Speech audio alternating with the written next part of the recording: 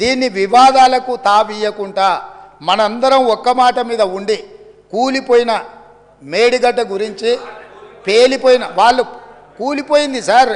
వారు ప్రశాంత్ రెడ్డి గారు ఆర్ఎండ్బి మినిస్టరు, వారు ఇట్లా మాట్లాడుడేంది? వీళ్ళే బాంబులు పెట్టి పేల్చిందని పోలీస్ స్టేషన్లో కంప్లైంట్ పెట్టిండ్రు. బాంబులు పెట్టి పేలిస్తే సింపుల్ లాజిక్ అధ్యక్ష, ఏదైనా బాంబులు పెట్టి పేలిస్తే శకలాలు గాల్లోకి ఎగురుతాయి అధ్యక్ష, భూమిలోకి పోవు.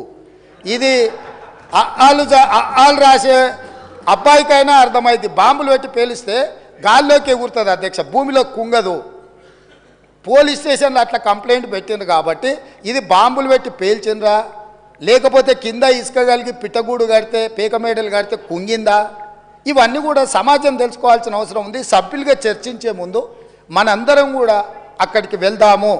కాబట్టి దయచేసి సభాపక్ష నాయకుడిగా ప్రధాన ప్రతిపక్ష నాయకుడు శ్రీ చంద్రశేఖరరావు గారిని, అదేవిధంగా మాజీ సాగునీటి పారుదల ఆర్థిక శాఖ, ఎందుకంటే అన్ని నిధులు విడుదల చేసింది వారే కాబట్టి హరీష్ రావు గారిని, మా పెద్దలు కడెం శ్రీహరి గారికి ఈ తెలంగాణ సమాజం పట్ల, ఈ సమస్యల పట్ల, సాగునీటి ప్రాజెక్టుల పట్ల వారికి ఒక అవగాహన ఉన్నది.